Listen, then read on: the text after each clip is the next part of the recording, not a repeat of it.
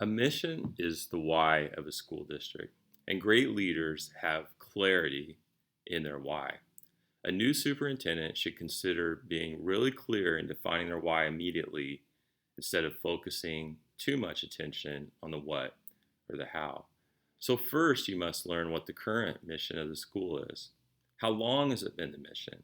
Are people passionate about that mission? Does it move everyone to take action?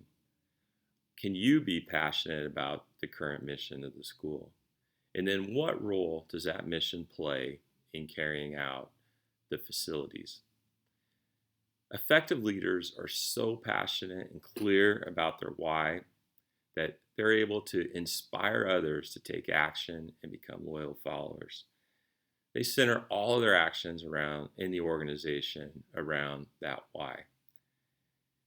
I'll talk a little bit later about the importance of developing an entry plan, but an superintendent entry plan is where you'll start to discover what the mission of the school is and how effective that mission is. In the second phase of the plan, you might lead the district into refocusing their mission or changing it altogether or continuing the current mission.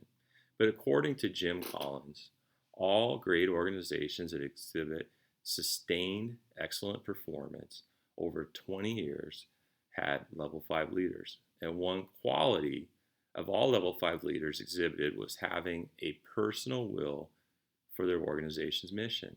Above all else, they had a fanatical drive to produce sustained great results while having modesty and personal humility.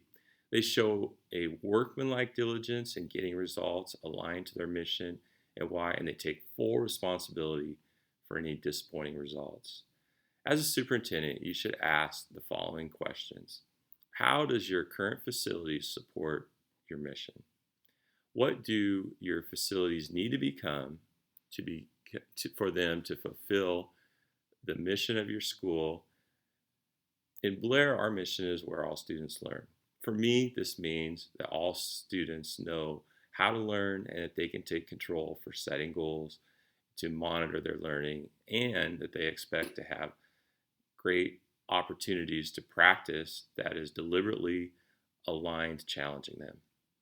Our mission means that learning has no ceiling, that learning is challenging, and that it's reshaping, reforming, and it's fluid so that it's active and it is the purpose for students' involvement in not only classes but activities and clubs as well. As superintendent, I ask each day, does our mission drive our staff and our school community to take action? What instructional strategies do our teachers employ to take action, and how do current facilities support these strategies? As superintendent, you must know what the mission is and be able to prioritize the management of facilities or the creation of new facilities geared and aligned toward that mission. It has everything to do with decisions that I make about my facilities. In fact, the mission and the strategic planning goals drive our facility goals. Otherwise, the superintendent can find themselves chasing goals other school districts and communities establish. People become very emotional about facilities. Community patrons probably attended school in the current building, so if it's not maintained or if anything's ever changed in any way, the community will voice their opinion. Also, superintendents deal every day with the pride element. Communities typically compare their facilities to neighboring school districts or conference schools or regional schools. If a school gets field turf or a new gymnasium within the conference or within the geographical area, it's not usually long before other schools begin trying to emulate those same facilities so that they can give their students and their athletes the same advantage.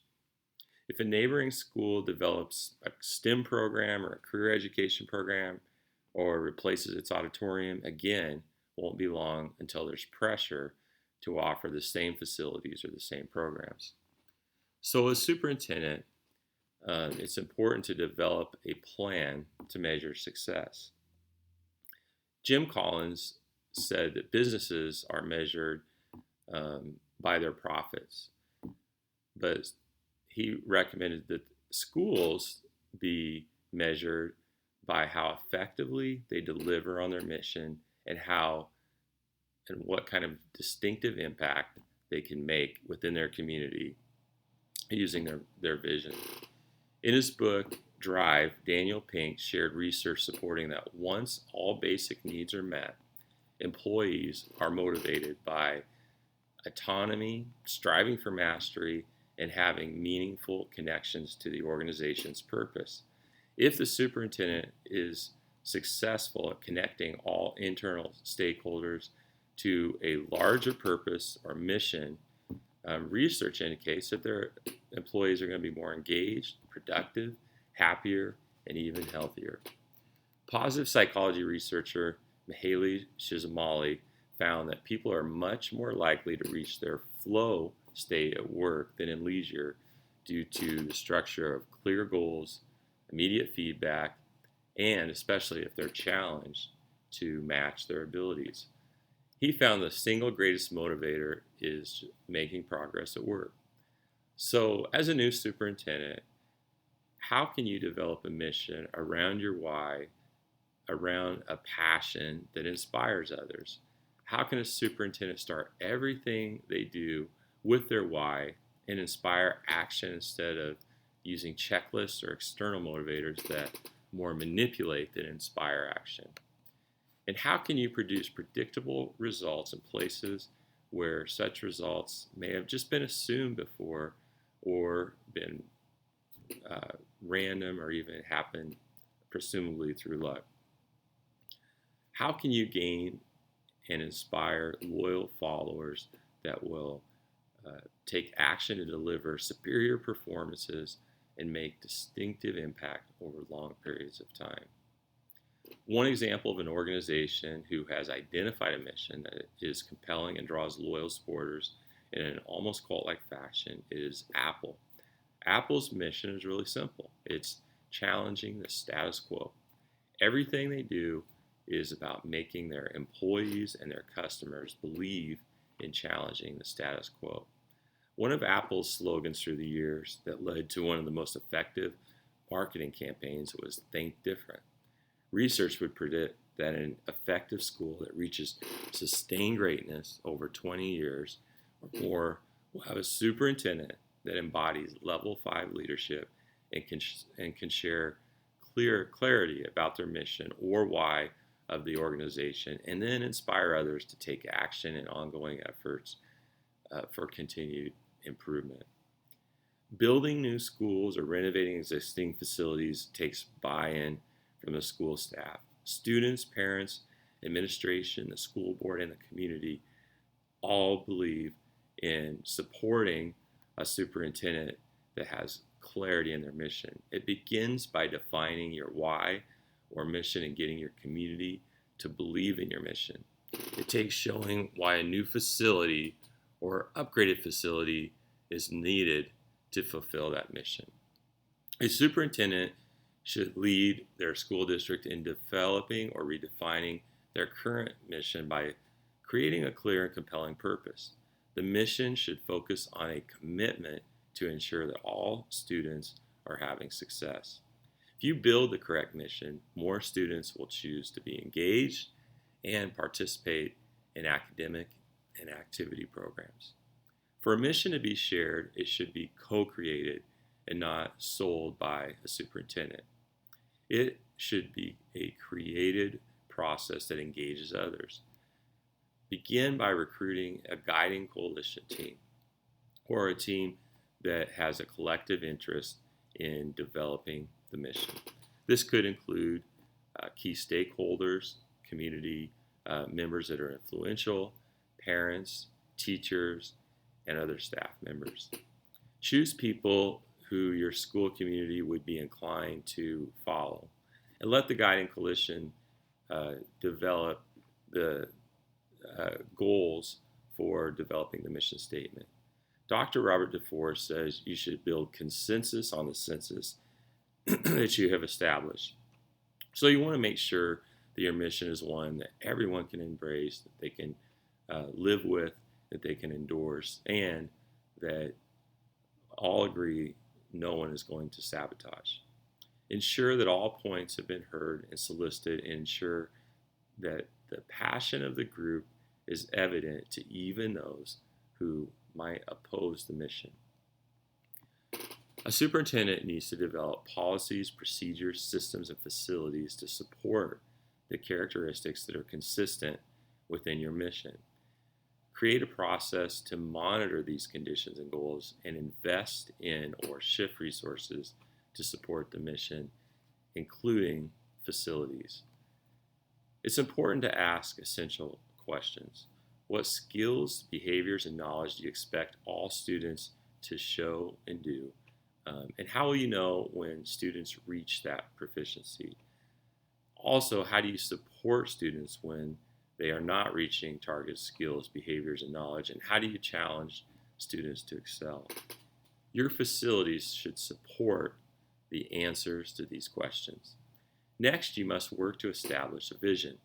The vision really defines where your district is going. What does your district need to look like to accomplish the mission or the why? The vision provides a sense of direction to face the current reality and develops a set of strategies, programs, and procedures to improve that reality. Superintendent might begin working to develop a guided coalition team to create a stop-do list, and then you might create a start-do list or a vision for the future. Superintendents should lead their team to determine what facilities help the district to get to where they're going and what facilities are distracting, unsafe, and need either changes, improvements, or additions to help support the mission more effectively. And then the other question you need to ask is, how will you maintain the effectiveness of your current facilities? What are the behaviors or beliefs of all teachers, staff, and administrators, board members, and the community to commit to a shared mission and vision? Be clear in the development of the beliefs about the facilities and commitments to maintaining and updating or replacing.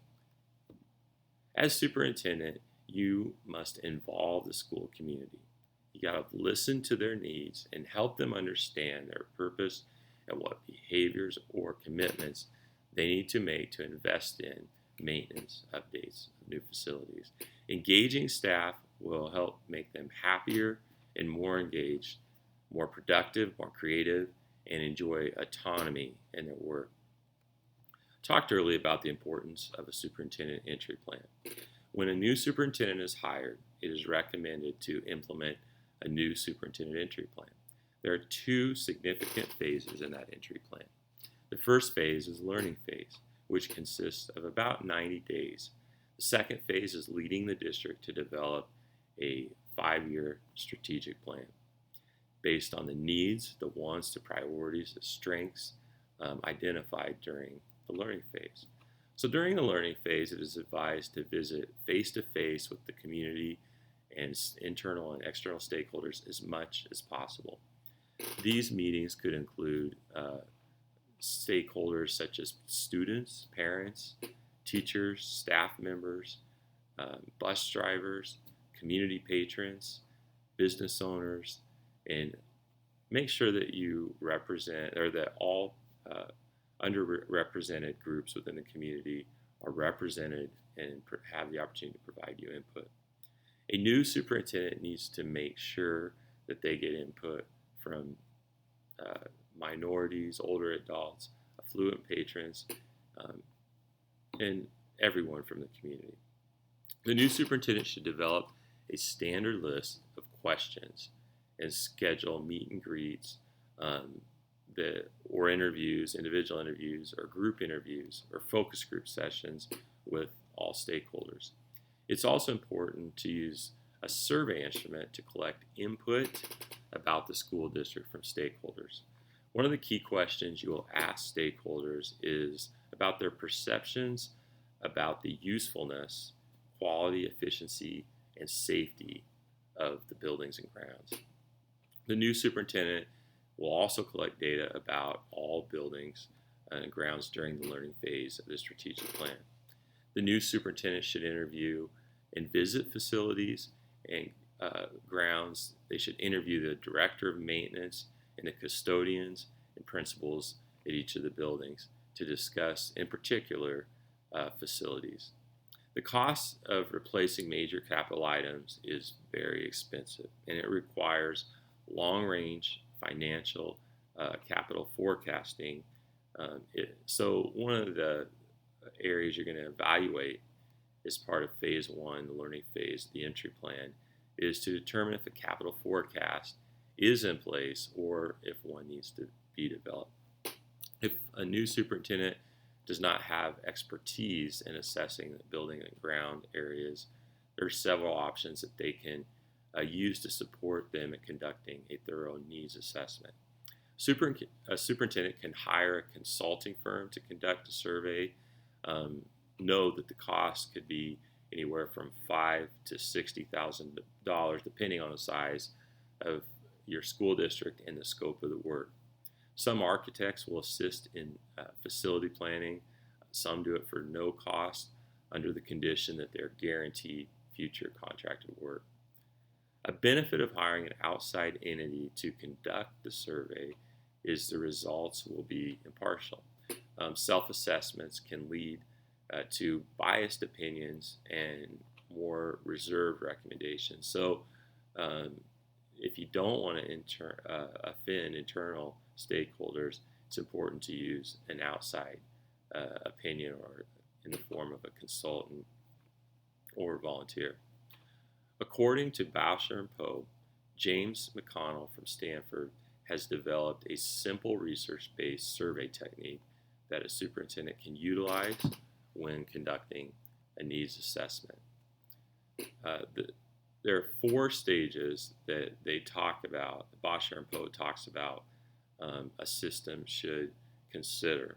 Stage 1 involves the systematic gathering and organization of basic data.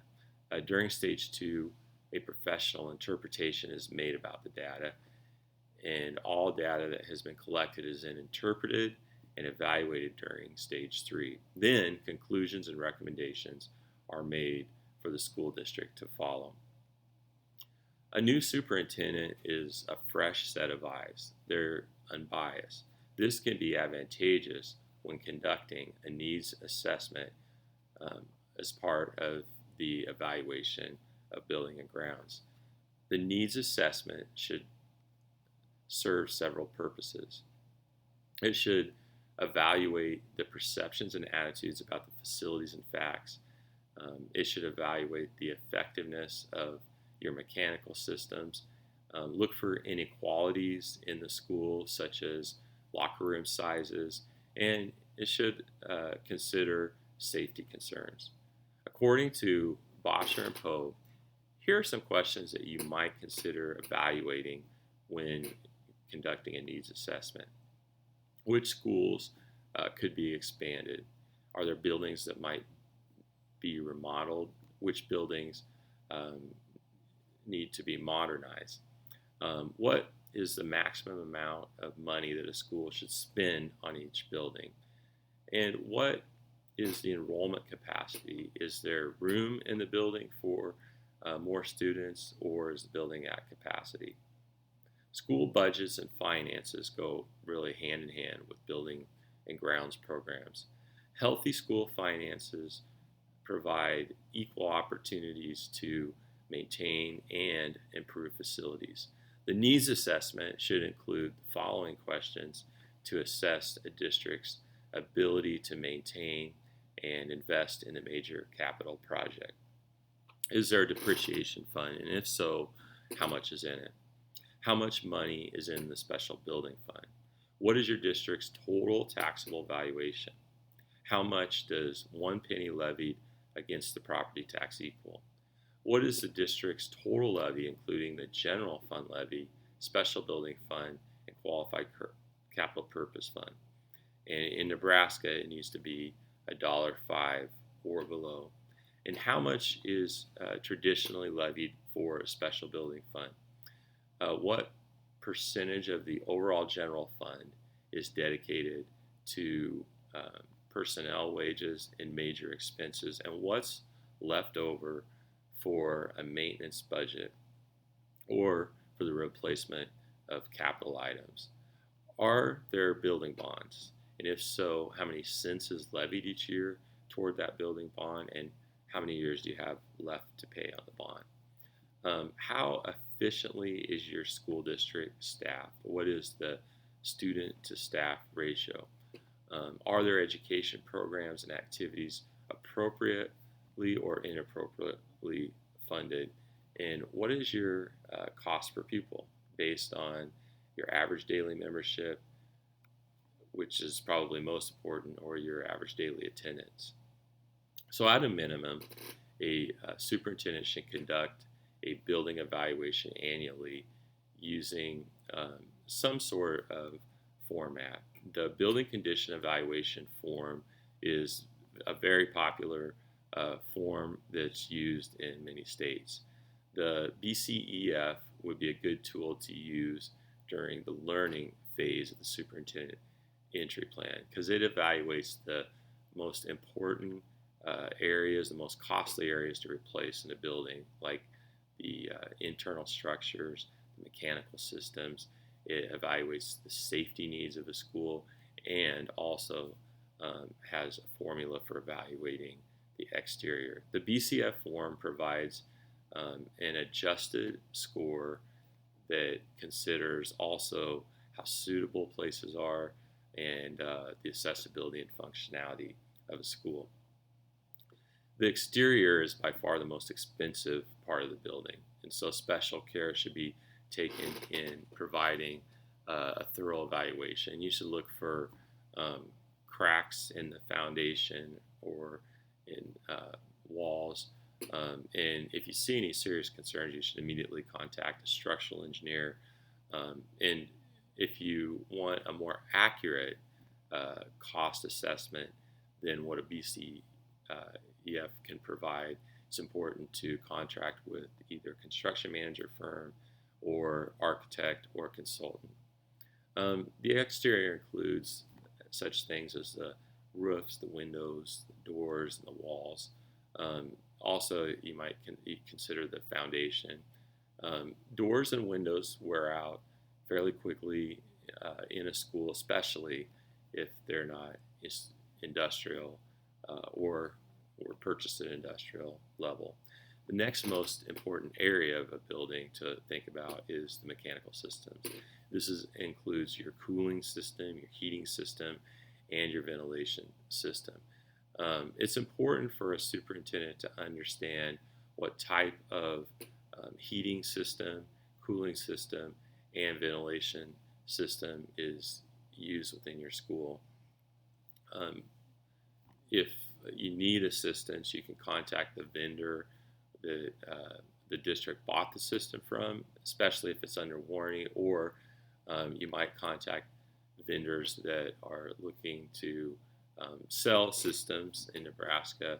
There are several vendors that are eager to come in and do an assessment of your system to kind of give you an idea of not only the age, but the effectiveness of the system and the likelihood of a need to replace the system, like a timeline for replacement. Cooling systems are usually located on the roof, and they're usually either compression or mechanically driven systems, or some use other different types of cooling systems. The mechanical systems don't typically last as long, and so it's important again to understand what type of cooling system your district uses. Again, there's a number of different ventilation systems designed to move air in and out of the building. Understanding what system your district has is really important. There are many opportunities that we'll learn about during Modular 4 to embrace technology to make your buildings more energy efficient. One is the replacement of existing lights with LED options. And Again, we'll talk more about that in Modular 4. Another area to check closely is your interior walls, ceilings. Look for leaks in ceilings. Look at your floors. Carpet is typically used in schools, but more and more schools are using tile in areas that have high traffic. And so if you have carpet, try to do an assessment during the needs assessment plan of when that carpet would need to be replaced. And then also tile wears out in time as well.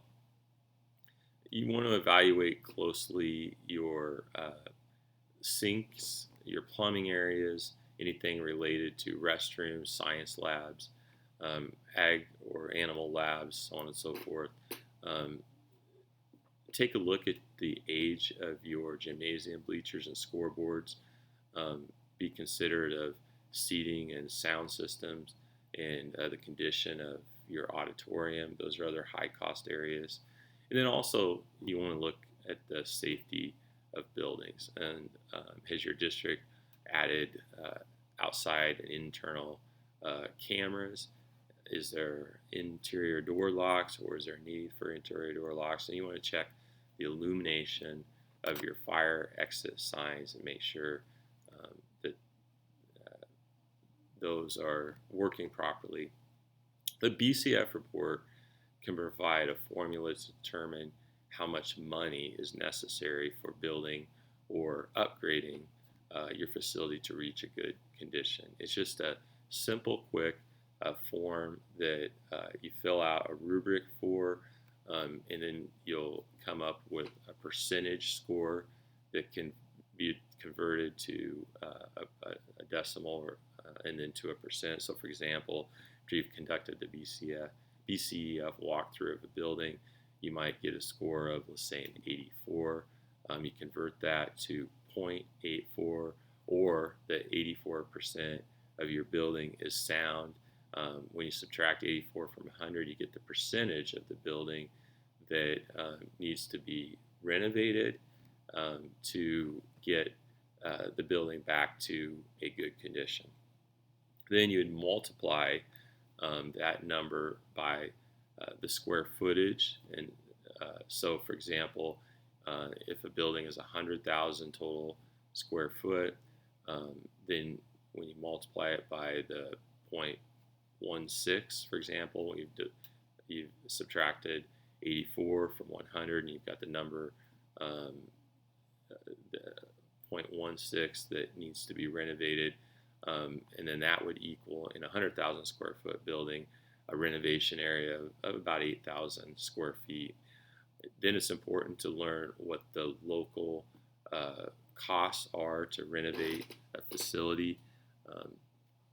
Could be as low as $175 per square feet, could be as high as $280 to renovate.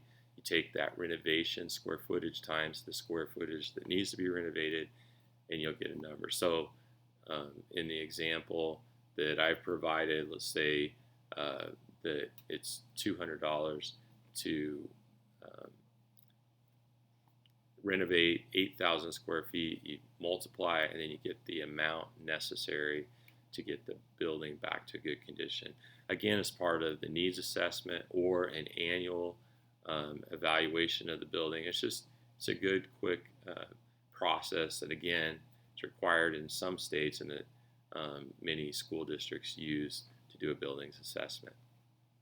During the learning phase, a new superintendent should contract a surveyor, or an appointed committee should make recommendations based on the patterns that occur throughout the needs assessment.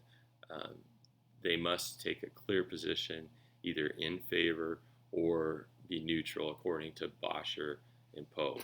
Recommendations should include the actions needed to ensure that facilities reach a good condition. Another important element of your superintendent entry plan is to evaluate the usage of buildings, or the future usage of buildings, by students.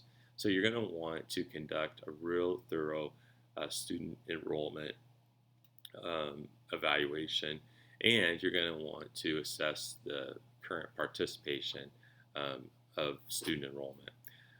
Another area of the building is a needs assessment, and that must be evaluated during the learning phase. Um, and throughout the year, you want to evaluate student enrollment and student participation in all courses, including extracurricular activities, fine arts, clubs, and so on and so forth. A new superintendent should review or develop a historical database that's broken down by grade levels. A superintendent should request from their activities directors and all of their building principals recent enrollment numbers in classes. They should ask about enrollment in activities as well, and even after school programs and specialty programs like art, music, band, etc. You also want to ask the transportation director for student numbers on all bus routes to and from school. I like to keep an ongoing Google Doc of all of this information. I'll track enrollment in each class in the high school. So how many students each semester are taking math courses, how many are in calculus or advanced placement courses. I'll track how many students are riding on buses. And so depending on the size of your district, if you're in a larger district, your directors can help supply this information. It's a little more challenging in a smaller district, but again, that information helps you as a superintendent determine what obviously your program strengths are, because they're usually based on participation. And then also you can learn if your enrollment is inclining or declining, and also the enrollment in specialty programs, whether they're inclining or decreasing. One goal for me is to help increase the number of student participants in programs. Then another goal is, for example, if you have high numbers of students in your FFA program or in your music program, then those facilities are probably going to wear out more quickly than if you have a program where maybe only 10 or 15 students participate. So again, tracking student enrollment is important. In Nebraska, most rural schools enrollment is probably either neutral or in often cases it's decreasing. Enrollment in the Omaha and Lincoln areas are increasing dramatically. There's a number of methods a superintendent can use to predict enrollment. It's best to match the method you choose according to the historical enrollment and trends that you can go back and calculate within the district. There are a number of methods like the cohort survival method or analogy method or the total population method that can be used to track your enrollment.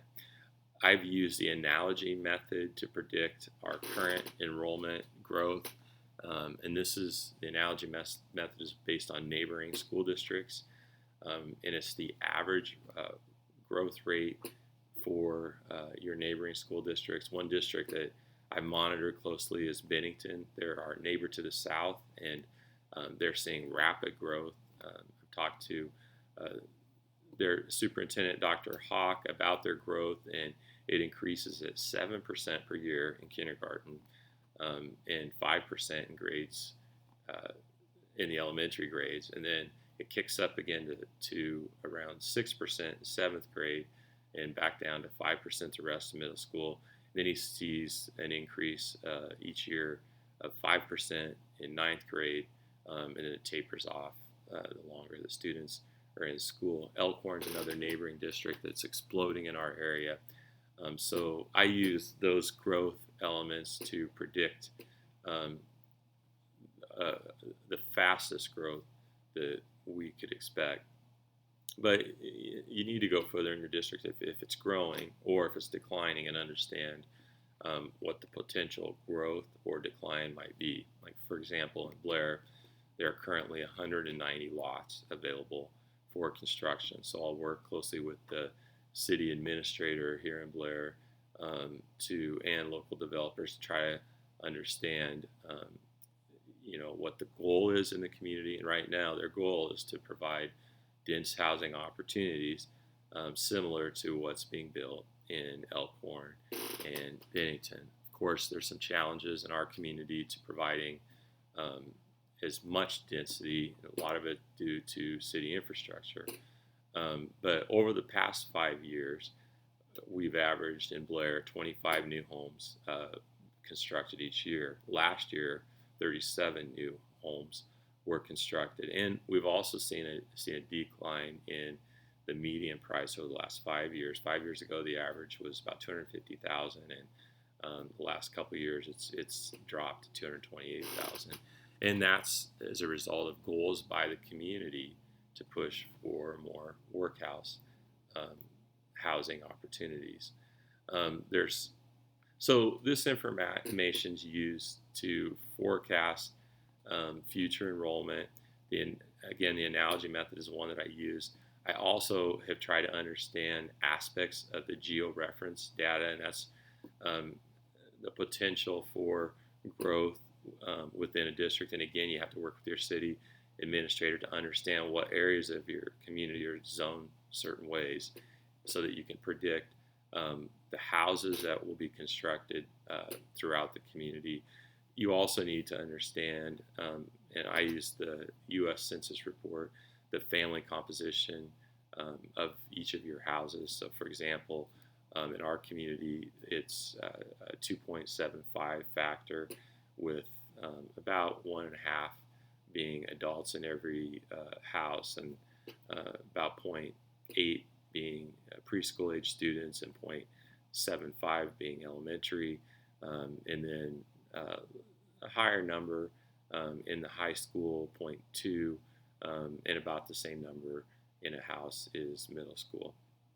And then you can predict that those household numbers by your projected growth to calculate future enrollment trends. As I've ran the georeference data in Blair, I would anticipate that we probably would see a growth of about 15 to 20 students, overall total students over the next 3 to 5 years, and the growth could be much larger as the new developments are built in our district, but much slower growth than the 175 new students that Bennington's seeing, our neighbor, and I think Elkhorn's over 200 new students each year.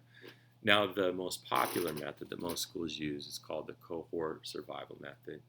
And the nice part about the cohort survival method is it just looks at existing enrollment, and it calculates based on the percentage that is of enrollment that's retained from year to year. And you really want to pinpoint about 5 years of data. So this protects and is more accurate because this considers opt-ins, opt-outs, move-ins, and your mobility rate. So you want to identify a cohort survival rate. For example, it might be 97%. Ours is actually a plus. We gain during the year, and you might find that you do as well. And so then once you can identify that cohort survival rate, you take each year's enrollment times number. So, for example, if the average enrollment is 145 and your rate is 96%, then you take the 145 enrollment average by over a 5-year trend by the 96%, and you get a slightly lower enrollment number. Again, if it's over or increasing, then you might get an increasing number. I want to talk a little bit more now about phase 2 of your superintendent entry plan, and then this phase, because the first phase is conducting the needs assessment, learning as much as you can about the district. Second phase is developing a strategic plan.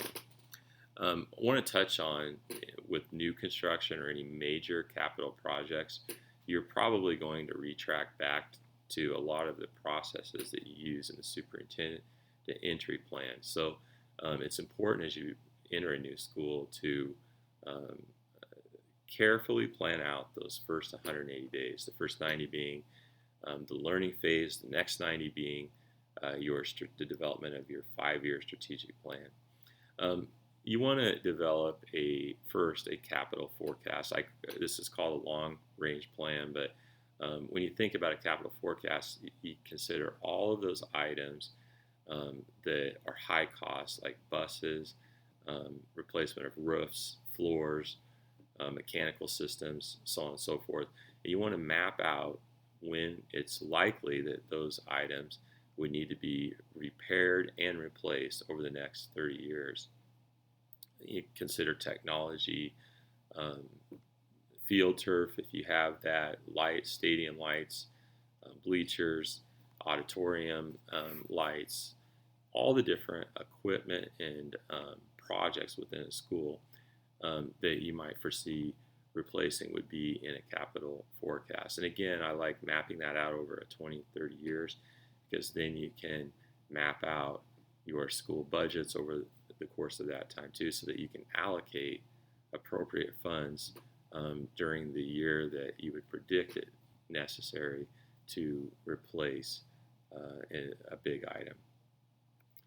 You're going to want to synthesize patterns and trends that emerge during learning phase 1, and that will help you identify some goals or help support you to work with the school district in identifying goals. Then the next area that I would recommend is focusing on building your team. Depending on the size of school district you're working in,